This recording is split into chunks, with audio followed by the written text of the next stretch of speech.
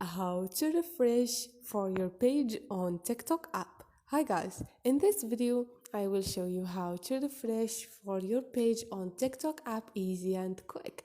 So first thing, go to your TikTok and click on it.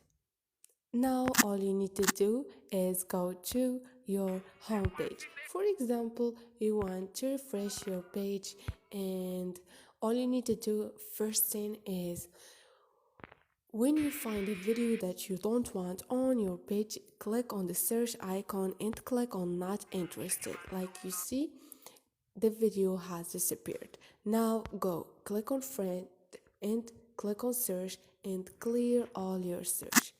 The third thing you're gonna do is go to your profile and click on those three lines, click on setting and privacy and clear cache. Scroll down, you're gonna find free up space. Cache. Clear your cache to free up space, and this won't affect your TikTok experience. Click on it and clear. And this is it guys, easy and quick. Hope this video was helpful. Don't forget to subscribe and like.